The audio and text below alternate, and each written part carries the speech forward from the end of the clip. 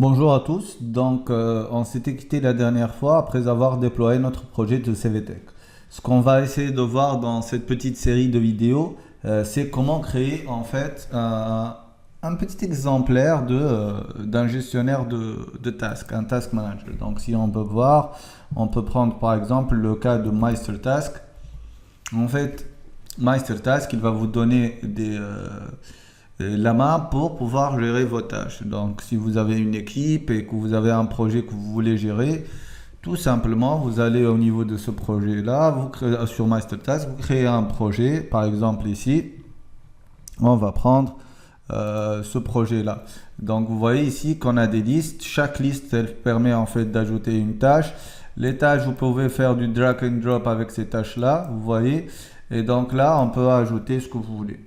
D'accord. Donc nous, on va essayer de faire un truc qui ressemble à ça. Pas exactement le même, mais un truc qui ressemble. Donc on va pas faire ces parties-là parce que ça prendra un peu plus de temps. Moi, ce que je voudrais avoir dans cette série, c'est comment utiliser le nouveau module de Angular 7 de drag and drop pour créer quelque chose qui ressemble à ça.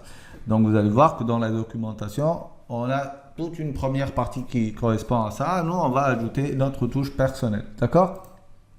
Donc moi, j'ai déjà créé quelque chose.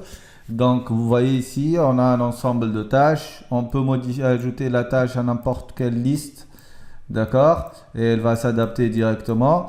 On peut ajouter une tâche ici, par exemple. Je vais lui dire, euh, on est le vendredi, donc 8-3. Et le contenu, donc création d'une vidéo de formation sur le drag and drop de Angular 7. Voilà, je vais ajouter ce to-do là. On a automatiquement notre to-do ici.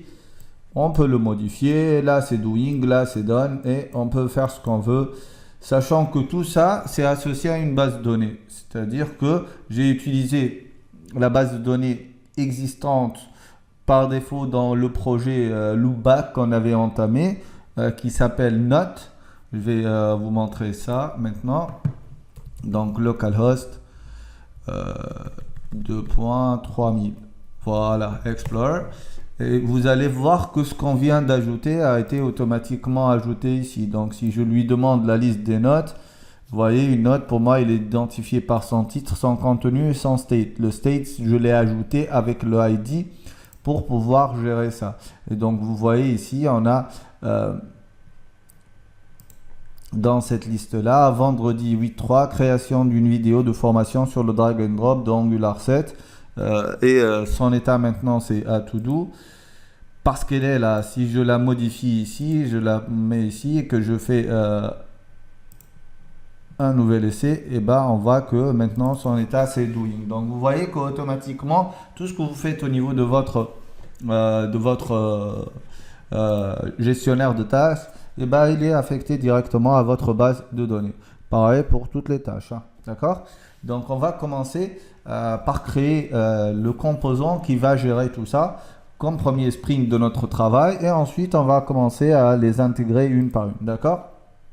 Donc la première chose que je vais faire, c'est d'aller lui dire, bah, tu vas aller me créer un ng generate component task manage.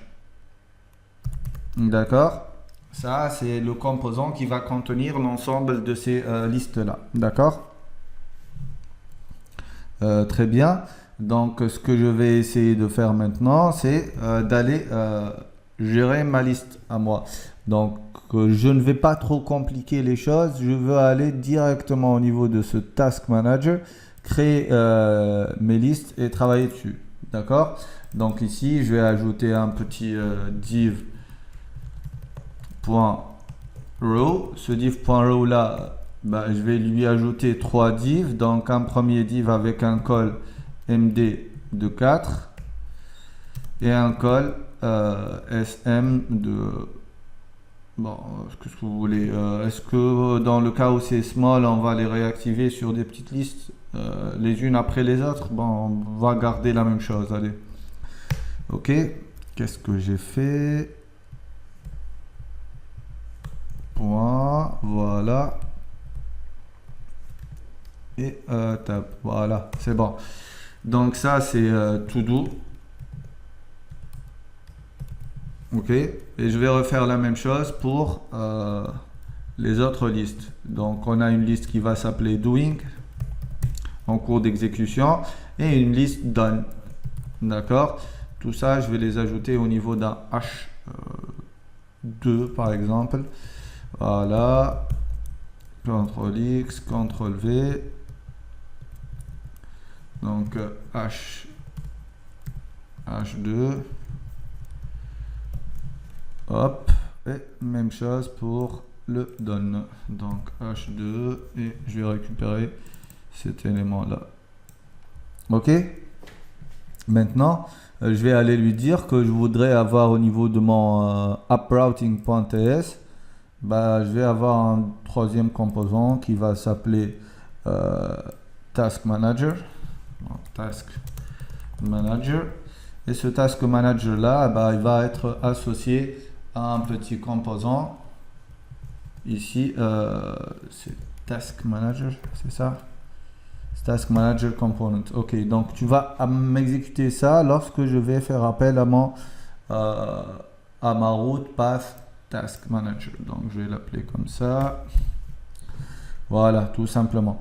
Et donc je vais prendre ça et aller au niveau de mon header pour lui dire que bah on va ajouter une nouvelle barre ici. Voilà, CTRL D tranquillement, et là on va lui dire bah ici tu vas, lorsque tu auras la route task manager qui a été ajoutée, et bah tu vas ici, c'est task manager, voilà. Et donc si on va faire un petit ngserve pour voir ce que ça donne, et logiquement on devrait avoir 3 listes, et dans chacune de ces listes là on peut commencer à travailler. D'accord?